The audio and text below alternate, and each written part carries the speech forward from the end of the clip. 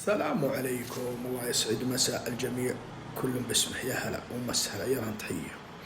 في موضوع لي فترة بتكلم فيه، وكل مرة صراحة أنشغل وأحيانا أنسى.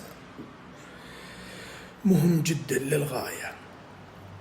فيه الفترات الأخيرة، عاد شوف من متى الفترات الأخيرة هذه، خليها لك يا ذيب. انتشر انه في ناس معينين يطلعون الناس معينين قروض وتمويلات، ما هي قروض، تمويلات من احد الدول الخليجية.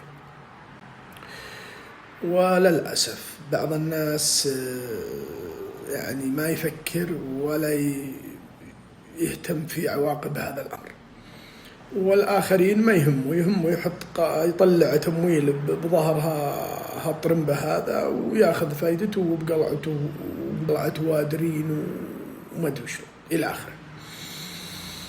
يا جماعة، لا تكن أحد الضحايا. مو بس إنك ضحية، ليه يطلق عليك ضحية؟ لا، ضحية وخبل وتنكة وطرمبة وما تفهم وكل شيء سيء يطلق عليك. فلا تدهورون أنفسكم، انتبهوا، احذروا. المسألة بدأت تزيد وضعاف النفوس ما يهمهم، وأنت الضحية وإن أنت.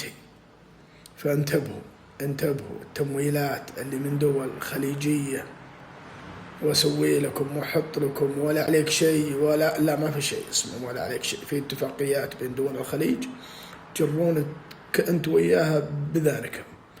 الموضوع ما هو باللي انتم تبون، فانتبهوا واحذروا لا يلبسون عليكم المجرمين هذولا. هذا بس. طبعا في تفاصيل كثيرة لكني مشغول جدا، ولما تذكرت الحين قلت خلنا نقوله قبل أنسى وانشغل. السلام عليكم.